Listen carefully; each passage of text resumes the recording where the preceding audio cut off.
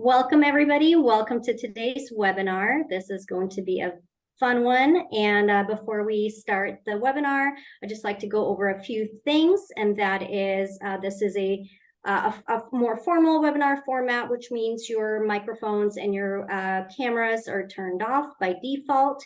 If you have any questions, and we encourage you to ask questions and to collaborate with each other and with our presenters, please go ahead and utilize our chat button if you wish, or our Q&A button if you would like to ask questions anonymously.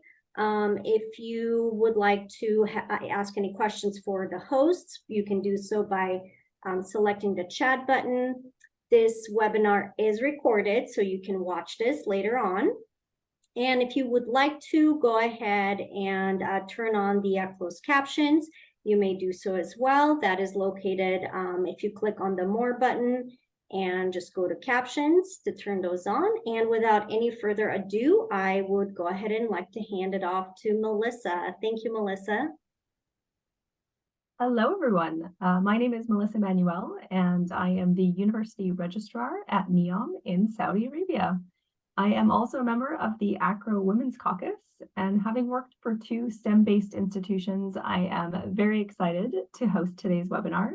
A little bit about the Women's Caucus. So we are here to support professional development for women in higher education, as well as touch upon topics that can support higher education and our institutions in general. So I'd like to introduce Cameron Hall today, who is going to be giving our presentation. She is currently pursuing her PhD in Developmental Psychology at the University of British Columbia in Canada, where she studies the development of children's social identities, biases, and stereotypes. Much of her research focuses on understanding how children form their gender identities and learn gender stereotypes, as well as investigates the possible interventions to mitigate the harmful impacts of gender bias. Cameron earned her Bachelor of Arts in Psychology and Women and Gender Studies at the University of Texas at Austin in 2019. And without further ado, I will hand it right over to Cameron. Thank you.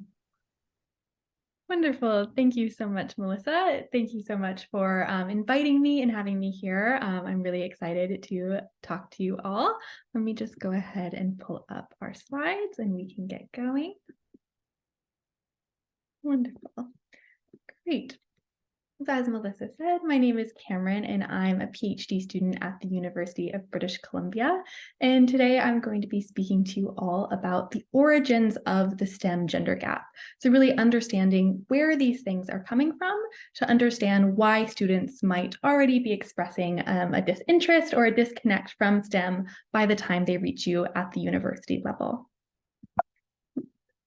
So before we get started with the talk, I would just like to acknowledge that the land that I'm joining you from today here in Vancouver and the University of British Columbia is situated on the traditional, ancestral, and unceded territories of the Musqueam, Squamish, and Tsay-Tahouth people. And I would also like to acknowledge that, of course, as you all are joining from near and far, that there are many traditional owners and caretakers of those lands. And so if you'd like to, I invite you to drop a land acknowledgement for your home in the chat. So a brief overview of the talk that we're going to do today. And so, like I mentioned, we're first going to dive deep into trying to understand what the root cause of the gender STEM gap is. What is it that is causing this divide at these ages, early ages? And then we're going to go through a bit of psychology research from both developmental and social psychology to really track the development of this divide, of this gender STEM gap, what's leading it to be expressed at the university and professional levels. And then lastly, we're going to end the talk with trying to tie these things together, kind of crystallize some of this research into concrete ideas for how we can address the gender STEM gap at the university level. So first, before we get going on that, just to make sure we're all on the same page, of course, an essential question to answer is, what is the gender STEM gap exactly? So as most of us know, in the United States today, women make up about approximately 50% of the total workforce. However, when you start breaking this down by different STEM subspecialties, we see vast differences in the representation of women. So for example, in fields like healthcare, women make up the majority of workers. And in STEM fields like life sciences and mathematics, we see women showing an equal approximately 50% representation. However, when we get into fields like the physical sciences, and especially technology, computer sciences, and engineering, we see a significant underrepresentation of women. And so these gaps are problematic for many reasons, but one of those reasons is that this contributes to the gender wage gap, as many STEM fields are extremely high paying. To illustrate this gap, we can take a look at just one of these subspecialties. We can look at healthcare, the most predominated by women field. And as we know with all fields, there are high paying and low paying jobs. Looking at these jobs in healthcare and the gender representations, we see that women are vastly underrepresented in these high-paying jobs, these three most high-paying jobs, with being only 20% of the highest-paying job, cardiology, comprised of women. However, conversely, when we look at the lowest-paying jobs in this field, these jobs are dominated by women, almost exclusively taken by female workers. And it shows that even once we have an overall field representation, that these gaps exist all the way through the hierarchy of the discipline. Another way that this is problematic is because over half of the fastest growing jobs in the world and in the STEM industry are from these least represented fields. So that's computer science, lots of tech jobs, and of course, engineering. And so this shows how this gap is on track to widen across time. And what we know is this is not a new phenomenon in the workplace. This gap can be seen in nearly identical numbers in college majors. So women aren't just entering the workforce at these discrepant numbers, but they're also entering university already with these discrepancies in interests and declaring their majors.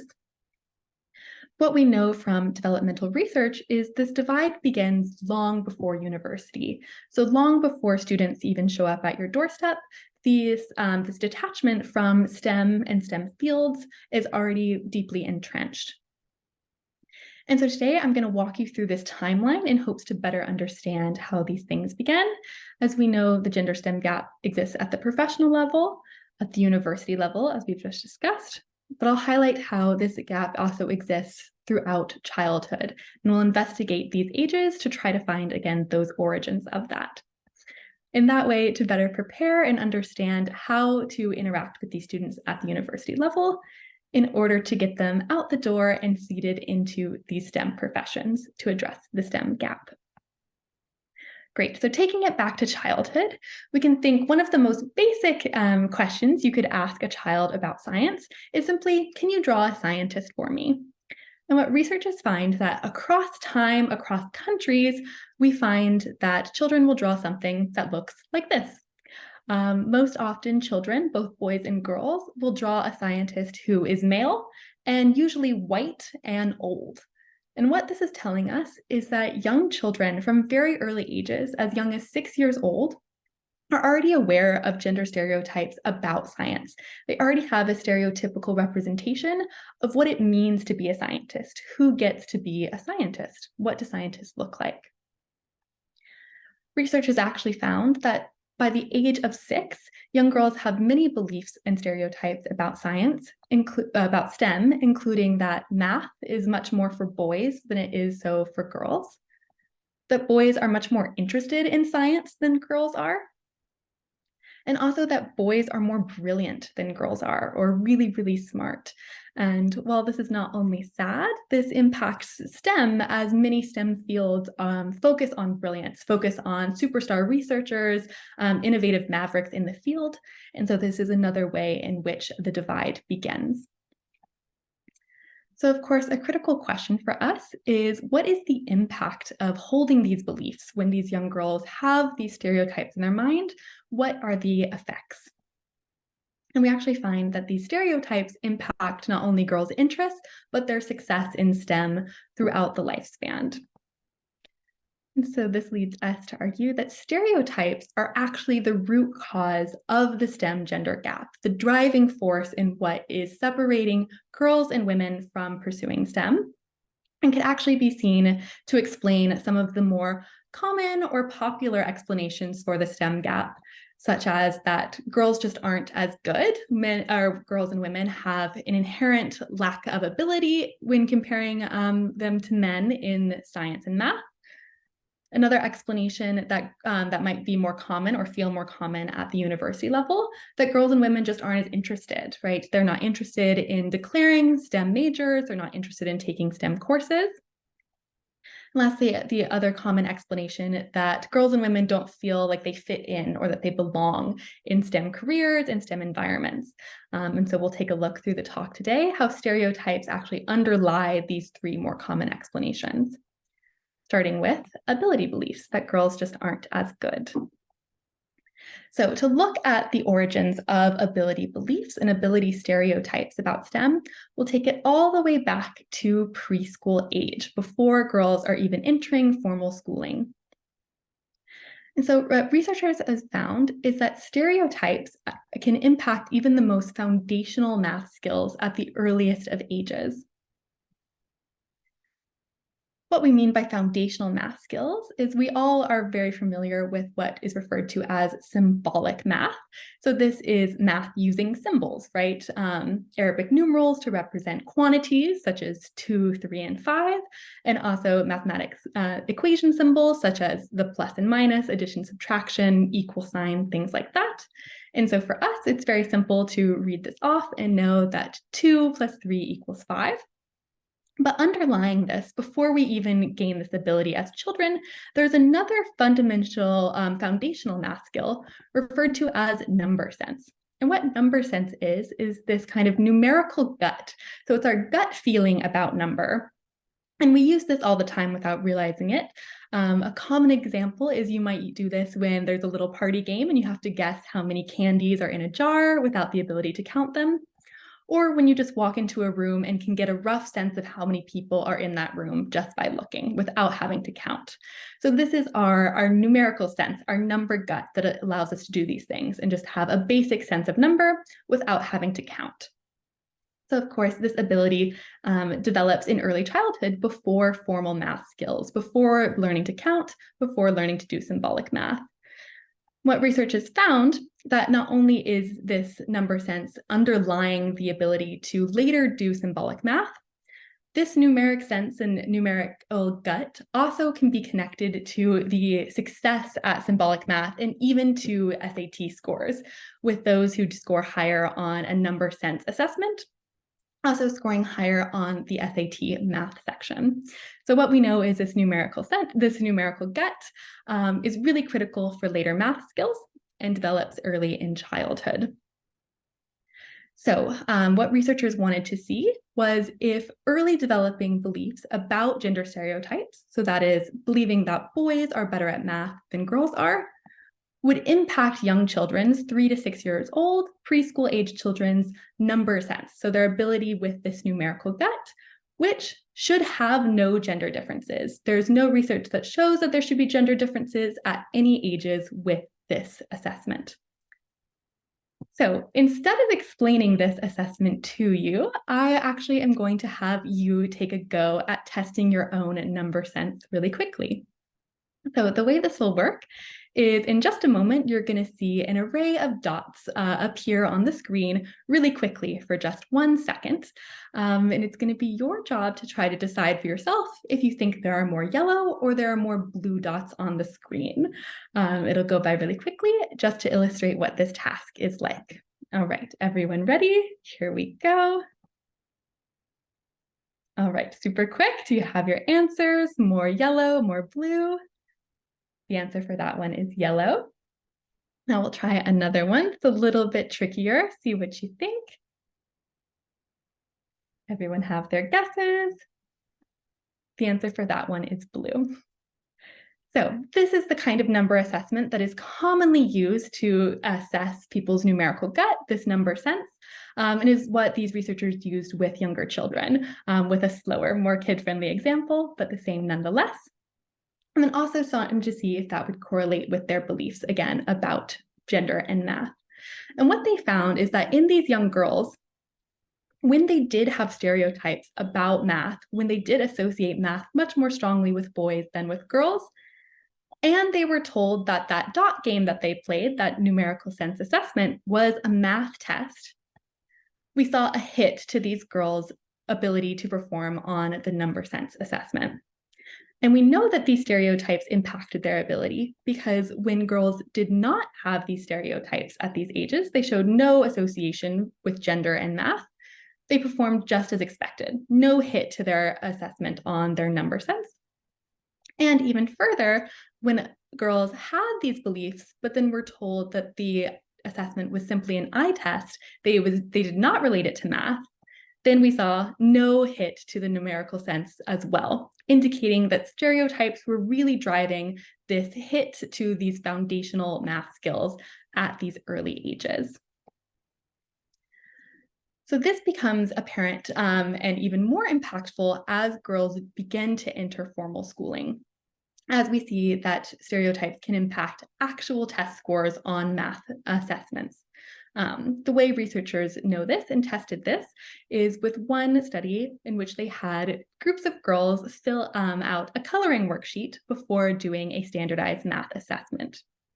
For this study, one group of girls filled out and colored in a very neutral nature landscape, while the other set of girls were asked to color in a very stereotypical depiction of another girl. She was wearing a frilly dress and holding a doll. The thought being that the activation of gender by coloring in the stereotypical depiction would maybe lead girls to think more about their own gender before taking the math test. And so let's see exactly what they found. So again, looking at math test accuracy, so how well these girls did on this assessment with the different ages of our girls.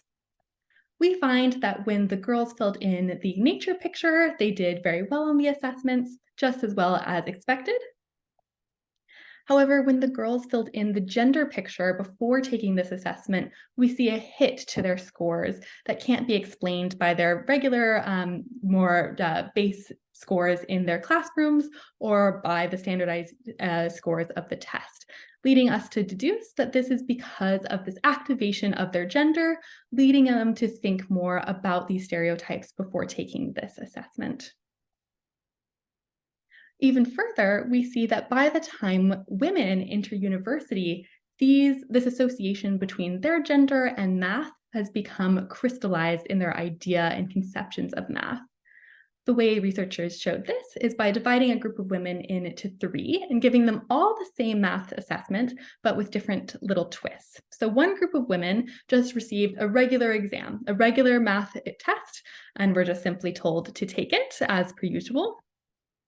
Another group of women received the exact same test, but were told beforehand that on this type of math assessment, men typically outperform women. They usually do a bit better on the standardized assessment.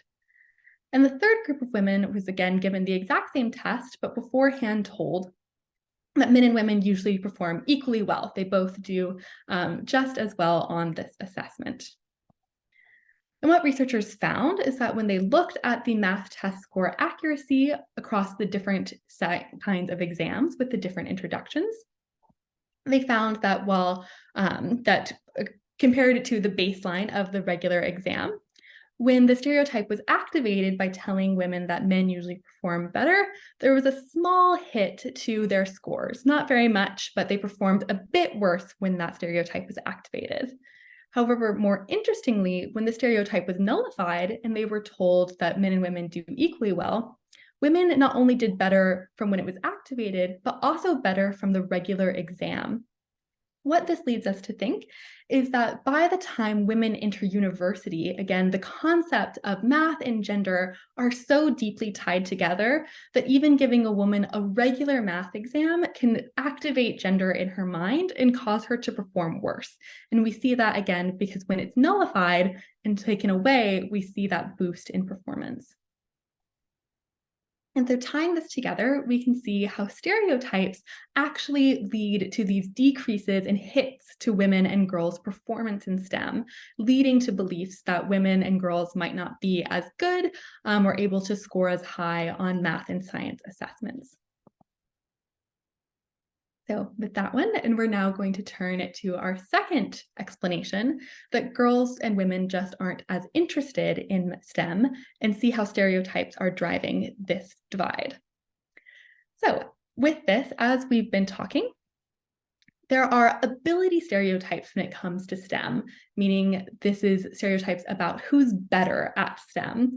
These researchers particularly looked at comparing these ability beliefs about computer science with interest beliefs. So interest stereotypes are stereotypes about who is more interested in STEM, or in this case, computer science. And while we see from the previous research that children do have these ability beliefs, researchers wanted to know what and if girls have these interest stereotypes.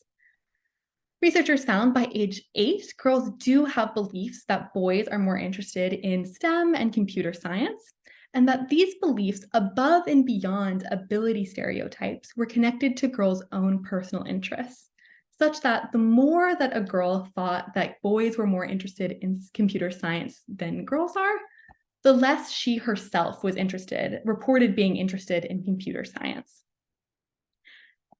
Further, the researchers wanted to see this exact connection between stereotypes and interest in young girls. And the way they did this is they presented 8 and 9-year-old girls with a game, a novel game that was in no way gendered or tied to STEM, and wanted to see how interested girls were in it. For one group of girls, while giving them this game, they told them that girls and boys are equally interested in this game, so it was not stereotyped. But for another group of girls, they gave them the exact same game, but told them that boys are typically more interested in this game than girls are. With that, they then assessed how interested the kids thought they would be in this game, and also looked at this between girls and boys. And what they found is that with boys, there was no difference in the interest in this novel game, if it was stereotyped or not stereotyped. However, for girls, they saw a vast hit in girls' own personal interest in doing this very neutral activity if it was stereotyped as boys typically being more interested in it. And so what this tells us is just the inherent association of interest with one thing can lead girls to be less personally interested in pursuing that activity for themselves. So the question from this is, why does this happen, right? Why does knowing that one gender group has an interest lead people from the other group to have a personal hit to their own interest and their own choices?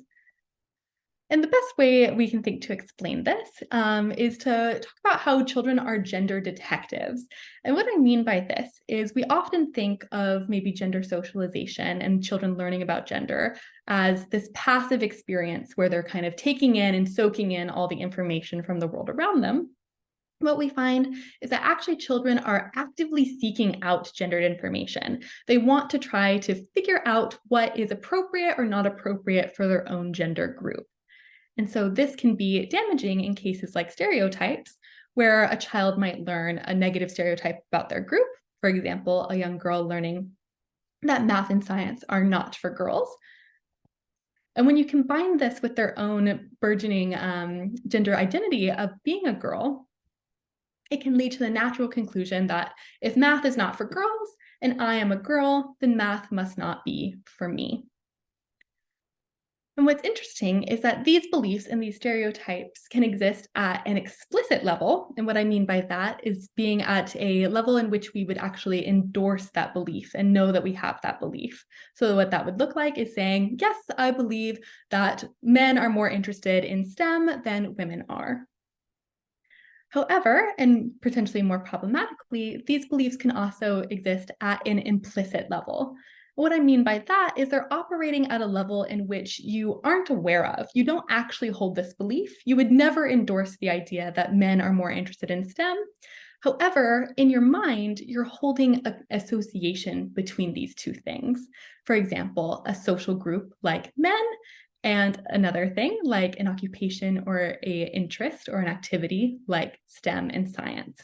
So these implicit associations, these implicit stereotypes might exist in our minds, even if we're not holding these beliefs as our opinions, as things that we truly would ever state that we believe or feel that we believe, but simply in our minds, we've grown this association over time throughout our childhood.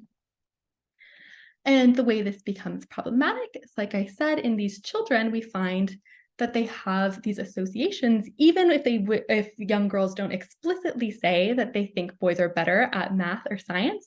When tested implicitly, we find that the girls hold these associations between math much more closely, associating math with pictures and images of boys than so with girls, showing us that at this implicit level, already by age 6, children have these stereotypes associating math with boys and not with girls.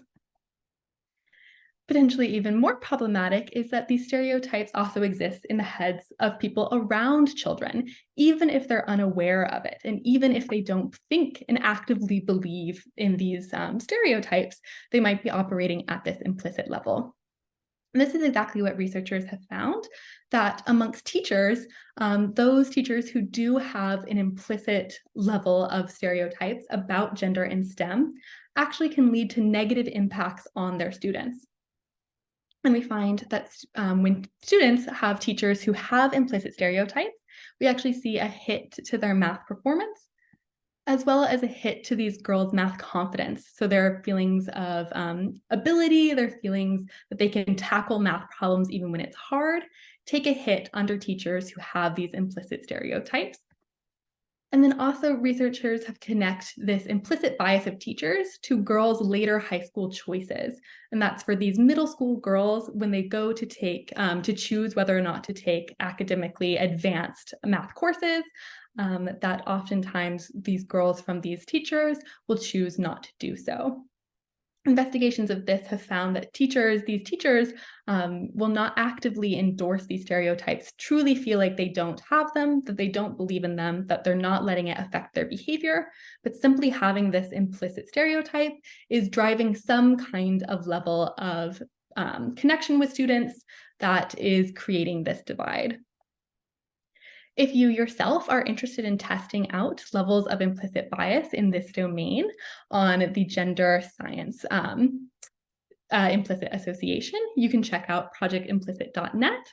This is a website that's put together by some Harvard researchers, which allow individuals to test their own implicit biases. As I said, many of us feel like we do not have these associations, we do not have these stereotypes, we'd never endorse them, but they may be existing in our own heads at this implicit level. So tying that all together, we now see how stereotypes, both explicit and implicit, can crystallize around the gender groups and cause this divergence of interest because you connect yourself and your sense of concept, your own self-concept, with these stereotypes as you connect yourself with your gender. So with that, that's our second. Moving into our third explanation here. Girls just don't seem to fit in or feel like they belong in STEM. And for this, we'll take a look at how stereotypes can actually drive these feelings and perceptions and actual experiences of fit and belonging. So as we know that STEM is attached to men, we also know there's stereotypes about STEM itself that can be about maybe nerdy or maybe gamer stereotypes, but those stereotypes are also inherently connected to masculinity and to men. And what researchers wanted to see if these cues about the stereotypical nature of fields like computer science were actually driving women away from STEM as well. So what researchers did with both adults and women is adults and women with both children and adults is expose them to 2 different classrooms that were theoretically going to host a computer science class.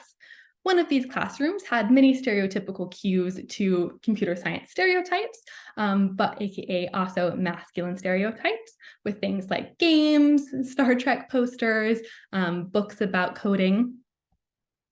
And the other classroom was much more neutral, had no cues to either masculine or feminine gender stereotypes or to computer science stereotypes.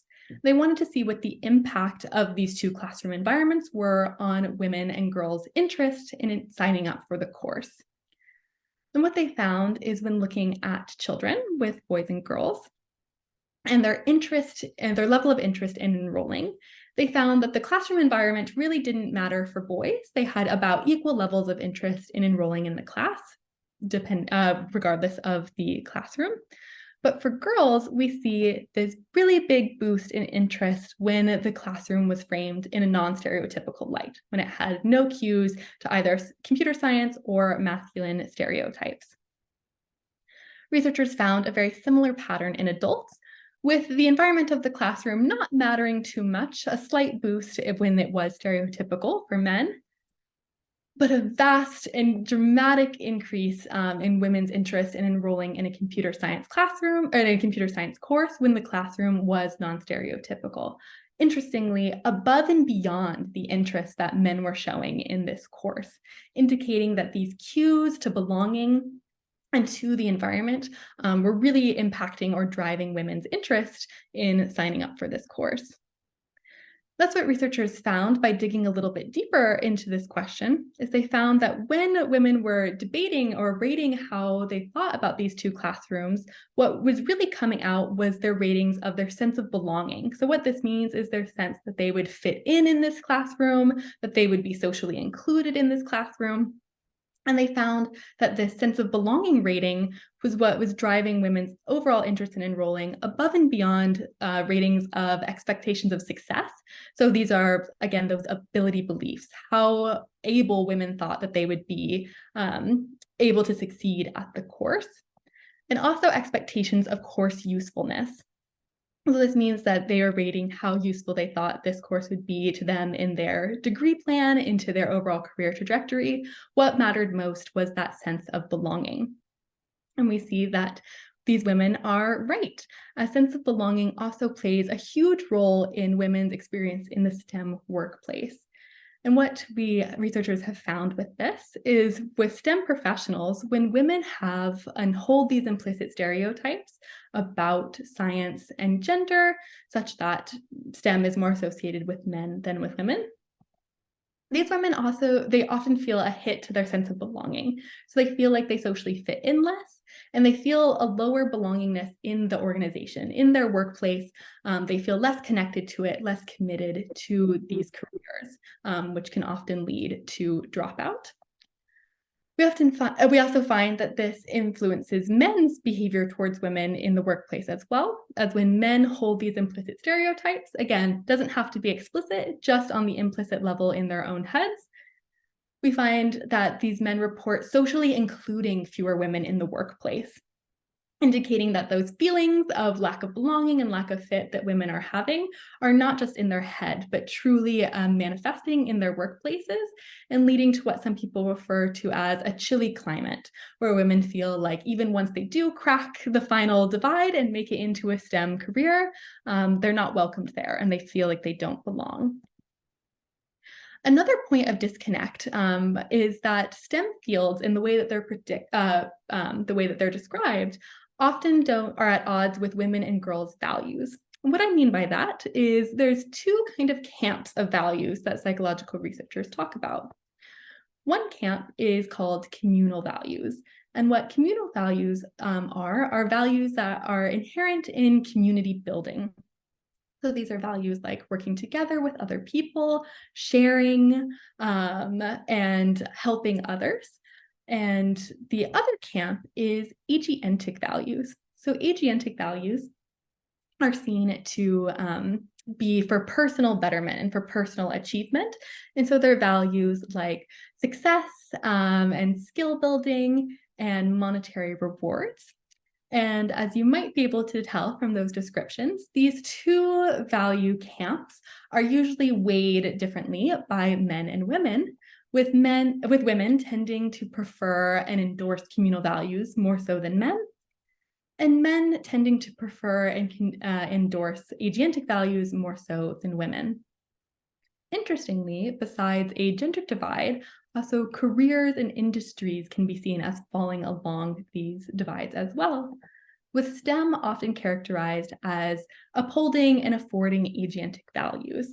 Again, we can see this when thinking about the emphasis placed on kind of the brilliant inventor who leads the field and leads the charge, a new wave of innovation.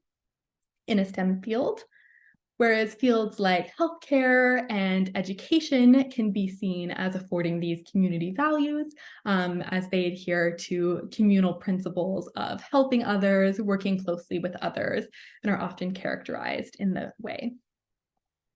So of course, what this causes is a disconnect between what many women and girls feel they value and value in their life and in their career, and the way STEM careers are often described and characterized. However, what research finds is that when you do describe STEM fields in a communal light, with the focus on the very real communal values that STEM fields afford, such as benefit to the community and also help a lot of collaboration working together with others, this actually boosts women's and girls' personal interest in STEM activities and STEM fields by bringing together more closely the fit with values and goals that women and girls have, and with the values and goals that STEM fields could afford. By making that match there, it boosts interest in pursuing STEM. So tying that all together, we now know that stereotypes are actually at the root cause of why many women and girls feel like they might not belong or fit in STEM, and why that perception might be the case for other people as well. That ties together how stereotypes are at the root of these more common explanations. But of course, this leads us with the question, what can we do about this? As I've recapped, a lot of these things begin in early childhood and have these cascading ramifications throughout the lifespan. So by the time the students end up at your door at the university level, these things are already greatly entrenched. So we'll go over a little bit of what we've talked about to bring forward some concrete ideas. So first on this list is experience, getting hands-on experience with STEM. We see back in developmental, so starting at these early ages, there's evidence that experience with a STEM field, such as a highly stigmatized one like coding, can help young girls actually overcome stereotypes and boost their interest in later pursuits of STEM. So with this, at these early ages, just having some kind of experience with STEM can break this perception that STEM, might not be for me or is only for boys, because they've just done it, right? They've just had that own personal experience that can overcome this kind of messaging that they're getting at a really implicit level. And so while, of course, this study is with young children, we can think of this throughout the lifespan too, and how this might interrupt the cycle. And so concrete ways that this can be incorporated at the university level is one, if possible, to have outreach programs that are outreaching to younger ages, to children, to high school students. Getting them experience and exposure to STEM fields might help break the chain and boost excitement and engagement for STEM majors when they reach the university level. With students who are already at the university level, ideas might be helping to develop coding seminars or courses for non-majors. So while the bar of getting more women to sign up for and to enroll in STEM majors, especially those underrepresented ones of computer science and engineering, might be quite the high bar, a much lower bar is developing these one-off kind of seminars to just get that early hands-on experience with coding. Again, along those lines, including introductory coding in non-STEM courses. So while coding is, again, one of the jobs of the future, it's really an industry that's blooming, and again, the one that is least representative of women. There are many ways that coding can be used outside of the typically thought of as STEM careers and STEM courses. And so just slipping in some introductory coding into those courses can give more women hands-on experience with coding that they might not otherwise have. Again, decreasing these kind of stereotypes and this anxiety around these STEM fields. And lastly, another thing that is very applicable, especially to some registrars, if that is your role, making sure in course descriptions that it's stated for these kind of STEM courses that prior experience is not expected or required or rewarded in any way in these classrooms. So again, decreasing that kind of fear and that bar to entry. Another way that we've talked about is, of course, language. So the way that we're talking about STEM, we're talking about these courses at the university level, specifically the language of our value signaling. So as we talked about, girls and women are shown to be much more interested in STEM activities and fields when they feel like that field or that course really aligns with communal values and their own personal set of values. And so an easy way to do this is to modify different recruitment materials, department websites, and specifically course descriptions to focus on how this STEM course or this STEM major would produce collaborations and community benefit, things like that, instead of value signaling things like skill building or getting into jobs or high-paying careers, which are the most common kind of value signaling around these majors. My last little recommendation is about representation. So again, in the developmental literature, we find that representation with something as simple as reading a story to young girls about another girl who likes math and excels at math can decrease girls' internalized biases. These implicit biases, again, that when girls associate boys more so with math than they do with girls, we can actually decrease that association in young girls' minds simply by showing them some representation, by showing them these stories. And again, lowering that internal stereotype can break and disrupt this cycle a little bit.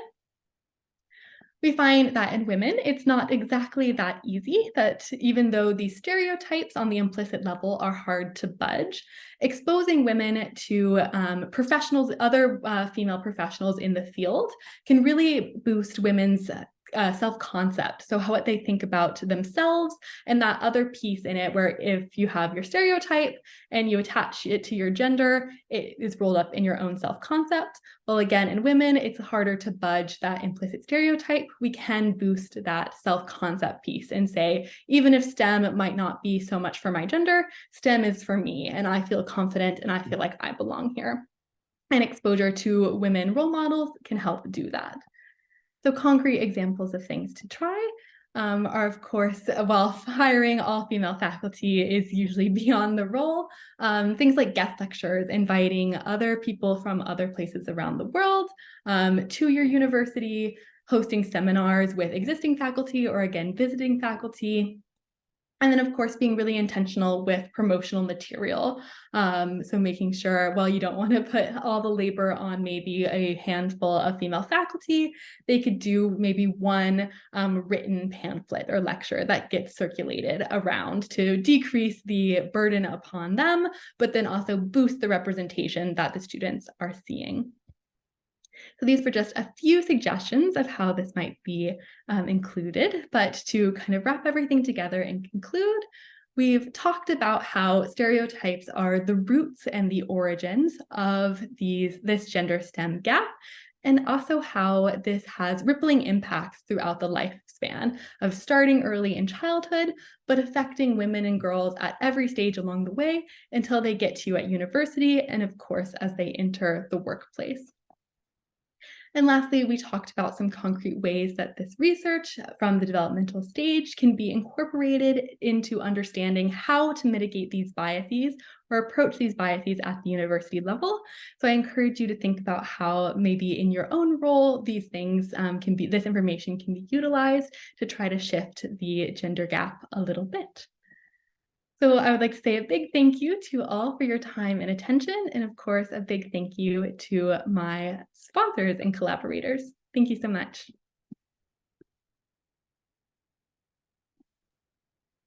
Thank you so much, Cameron. That was such incredible information. And I really, really enjoy how you actually link that also to how what we can do is, well, as a registrar, but also as institutions and bringing in guest lectures. And from a registrar perspective, one of the things, having worked at 2 STEM institutions, is to try and break those barriers so that students did feel comfortable coming in. And I never even thought about the course descriptions and linking that to the values through career development. So that's definitely something that I'm going to bring back to my organization, because again, these small things and understanding how language influences to that extent is absolutely incredible.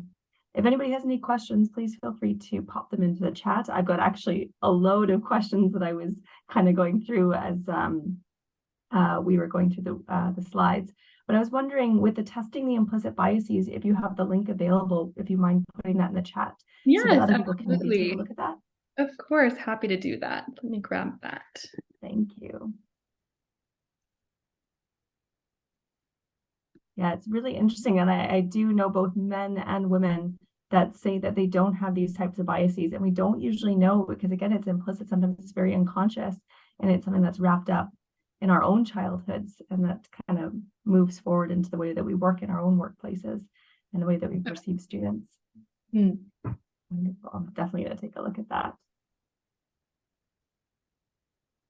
One of the pieces of research that I did have was, and actually I'll put the link in here too, because I had it available with me, was that women that are currently in academia, but especially in STEM, research has shown that they've had a really difficult time getting published in comparison to men. So the quality of their writing has to be to a much higher standard than you'll see somebody with a male type of name. And I'm just wondering if you have any recommendations for assistant or associate professors or anybody that's currently working in those fields trying to push those barriers for their own career development? Yeah, that's a great question. And yeah, a huge problem that a lot of people face of this publication bias, right? Or the publication gap, gaps everywhere. But one is, of course, a lot of journals have started moving to a completely blind process. And so that's one way that on an institutional level, right, a structural change that it's up to the journals to make, as we do find that this is very real. It's not in women's heads. For example, there was a study that found, just based off of resumes, what people would choose to hire, how much they thought these people should get paid. And they found if they gave these professionals just the resumes with identical resumes, no changes, one having a man's name, one having a woman's name, they often rated the male as much more competent, worthy of a higher salary than they would, again, the exact same resume, just with a woman's name. So it's a very real problem. It's a very real bias that exists. So again, those are institutional things, blinding it just to try to get around it. But of course, other ways for women when approaching it is trying to be, again, intentional in who you approach for your research, right? I wouldn't necessarily encourage, try to be, more agentic, try to align yourself more with the field. While that will help maybe get published, it's not helping the actual structural problems there. So like I said, I think adhering to picking those journals, right, supporting the journals that are making that effort and that real change is the kind of best way, best practice around that, and encouraging male colleagues to be allies in that way by also only supporting those journals. That is also really great. And we do have some research centers that most institutions are kind of working with. So that's, again, something that I plan to bring back. And that's really interesting with the resumes, because it's something that I've also looked into. And customer service. So if you're emailing various customers and you have a male name versus a female name, that's also shown to lead to different ways that people respond to you. If you have a negative response that you can't do something, and if you have a female name, they're more likely to ask, can I speak to your manager? And if that manager is a female name, they'll keep pushing it up until they receive a male, which I thought was really interesting. Good. Yeah. For men who potentially are not aware of their implicit biases, do you have recommendations, or those that are opposed to saying that they even have any type of biases, do you have any recommendations for how to work with men that are in that type of mindset, that are really refusing to potentially look at the issues that we're seeing? Absolutely. That's a great question and a huge problem, right? I think with a lot of this bias and stereotype conversations in literature, a huge problem is defensiveness, right? A lot of people are very defensive when the idea is even raised that they might have a bias or acting in a biased way. And then that leads you nowhere, right? If you bring it up with someone and they get defensive and say, I'm not sexist, it's talking to a wall a bit. And so I think recommendations for that is one of talking again about implicit bias in this way, of this kind of no fault way of that these implicit associations are just that, associations that exist in our minds that we didn't put there, right? It's just inputs from the environment, just taking it in, just existing in societies in which these biases exist, right? These stereotypes are just in the milieu. And as you grow up in them, they're inputted into your own mind as just an association. And how these associations, even when we don't mean to, and it is not our belief and not our intention, they can slip through and have consequences for those around us. And so that might be one way of approaching just trying to get past that first hurdle of defensiveness, of just talking about, we'll have them, like, look, I'll take the IAT, you see, even me, like a woman has them in my head, right? I'm associating science more so with men than with women, even though I am a woman in STEM, right? Getting past the defensiveness in that way. And also suggestions might be, if you do have a male colleague who is much more willing to hear these kinds of things, just sometimes pointing out the small things of like, oh, like, did you notice at that meeting, I was asked to take the notes out of everyone at the table? Like, why do you think that was, right? And just kind of bringing them in. It's more labeler for you, which is unfortunate, but just trying to show in those like little illustrative, not super threatening ways, how these things play out on a daily level can be really eye-opening and encourage allyship in that way. Continuing on a little bit of that thread, so I think it was last year, the Women's Caucus, we hosted a webinar called Sponsorship versus Mentorship to recognize that there's different ways and how to promote women in the workplace. So one of the recommendations they had was that to ask people to sponsor you in order to name drop or just to bring you up in a variety of situations. This could be social or professional, because women do tend to not have as much social interactions with men at a higher professional level. And I'm just wondering if maybe you think that that would potentially be an option for either women who are in academia or students or professionals to maybe try and ask those that are working or are recognizing the situation to potentially ask those questions as well and trying to get men more on board. Yeah, that's a great question. I think when looking at academia specifically, I think one of the huge gaps and problems is, of course, the faculty gap, right? Of the gender representation of many more men are faculty members, especially in STEM fields. And so then this compounds, right? If they go to conferences and, they all speak to each other, the women trainees, right, might not feel as empowered, or even for female undergrads, right, going into office hours, things like that, or being undergraduate researchers. And so I think along those lines, a really great way for academia is encouraging professors not only to do this, right, and just like, do it, but on websites might be a great way of really highlighting, the front page of their website or even their personal faculty website. It's like, these are my students, right? This is a success. This is a conference my student went to, and this is the poster that they presented, or these are what my undergrads are working on in the lab, or even highlighting the academic success of their students that they teach courses on, right? Having that be tied to them. So when people are looking up and Googling these more famous figures, the associations with these women that they work with, that they mentor, that they sponsor are there, and much more readily available is a good way to, again, it's not the perfect fix of, because but it definitely can boost, right, the awareness of these women to then hopefully have them get their own positions, right, down the line in academia. I think would be a great solution for that connection there. Wonderful. We do have a note online just that the findings are staggering, and they absolutely are. And so somebody anonymous has said, thank you for sharing it. It's quite interesting to take a step back and be more intentional about signaling how we can help a young female shine. So I think that is absolutely really wonderful. Yeah, thank you.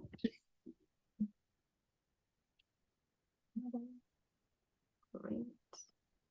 And then I also had a question going back down to, I think it was one of the earlier slides, and it had girls and boys, and it had where they had, I think, done that the gender picture that they colored in beforehand, and there was a difference on the girls, but I'm surprised that there was no difference in the boys, if I recall correctly. Do you have any? Yeah, good question. Maybe why? Yeah, I think for that specific study, it was only girls who filled out the pictures.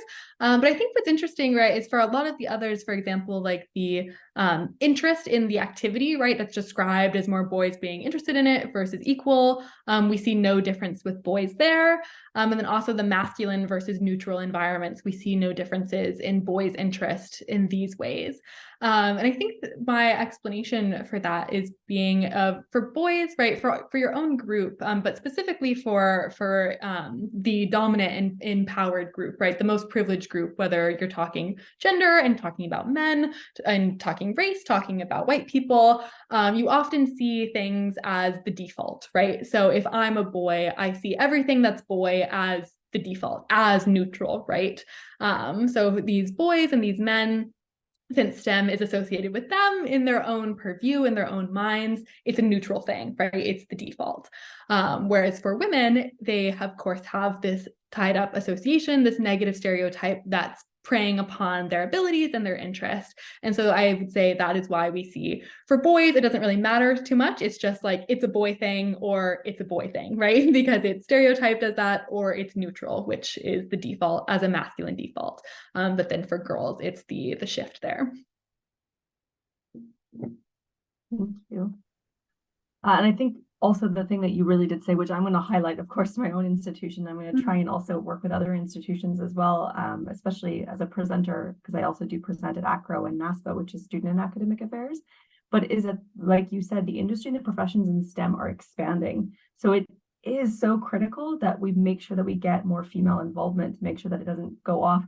And I think the medical field is a really good example of that, how we see there's so little research on medical studies for females in comparison to men.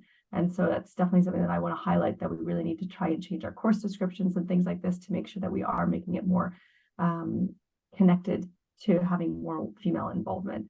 So I really like that you highlighted that as well for future use, as we can't kind of let it continue downwards, maybe into downward trend. Yeah. Don't think there are any more questions here that I see. You covered so much and you did it so broken down so well. It was absolutely fantastic. Thank you. Maybe more of a personal question. Yes. Maybe more of a personal question is, what inspired you to be interested in this type of research? Oh, that is a great question. And so I think growing up, I was very, in a lot of ways, I guess, yeah, very traditionally feminine in the stereotypical way of I babysat a lot. My only career was before, this one was nannying and babysitting. And it was fascinating, again, at just how early of an age these like really, really complex gender dynamics would play out, as far as like who was setting the table and who was playing in the yard, right? And it's interesting, I just became very curious of like how we learn such complex expectations about gender and what is appropriate to be for your own gender, and how that plays out throughout the lifespan, right? And develops in all of these ways. Yeah, really from observation of how these things start small and start so early, and then have these huge impacts on the happiness and success of people as adults. Wonderful. Thank you. It's really nice to get kind of that personal connection there. For anybody who is interested, I did post a link to the ACRO Women's Caucus. So for those of you not familiar with ACRO, ACRO is the American Association for Collegiate Registrars and Admissions Officers. We are a US-based organization. We do have multiple caucuses. So again, the Women's Caucus focuses on professional development for women in higher education.